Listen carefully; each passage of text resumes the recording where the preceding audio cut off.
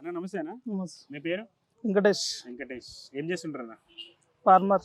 Farmer, agriculture. Okay, బాగున్నావునా? ఎక్కడ ఉంటావు? ఇక్కడ మల్లారెడ్డి. మల్లారెడ్డిగూడెం. ఏం మరి మీ సైడ్ ఈసారి టికెట్లు రాజగోపాల్ రెడ్డికి టికెట్ ఇచ్చారు కదా, బీజేపీ నుంచి ఇంట్లోకి వచ్చింది, టికెట్ వచ్చింది. మరి ఎట్లా చూస్తున్నాను? మరి సంతోషమేనా? మరి ఎట్లుంది అసలు? అవుతాను రాజగోపాల్ రెడ్డి టికెట్ ఇవ్వనా, నువ్వేమంటావు? రాజగోపాల్ రెడ్డికి ఇవ్వడం పొరపాటు చాలా.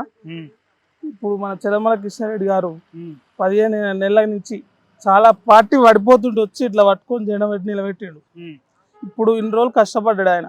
ఈయన పార్టీ చచ్చిపోయిందని, కాంగ్రెస్ పార్టీ చచ్చిపోయిందని మళ్ళీ అల్లకి పోయి ఇళ్ళకి వచ్చి ఎంపట చేయడం చాలా తప్పు అధిష్టానాన్ని. దాన్ని గట్టిగా ఖండిస్తున్నాం మేము.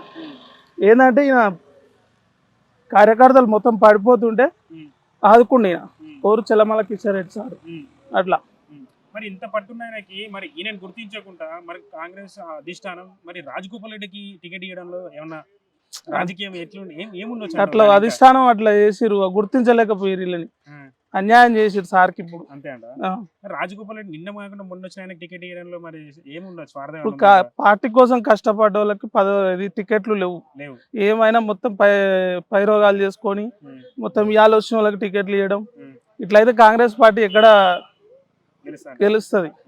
అంటే ఇంకోటి జనాలు ఇట్లా ఇది కుటుంబ పాలన లేక అయిపోయిందని అంటారు. మరి ఇప్పుడు రాజగోపాల్ రెడ్డి విషయంలో అదే జరుగుతుందంట.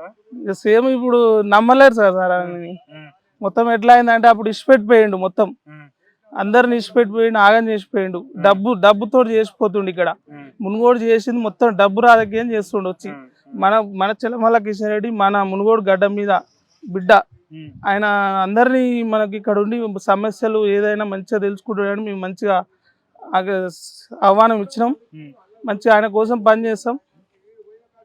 మొత్తానికి అయితే మరి నెక్స్ట్ రాజగోపాల్ రెడ్డికి ఈ ఎలక్షన్ లో గెలిచే అసలు క్యాడర్ ఉందంట. ఇంత సపోర్ట్ చేశారు జనాలంతా ఆయనని.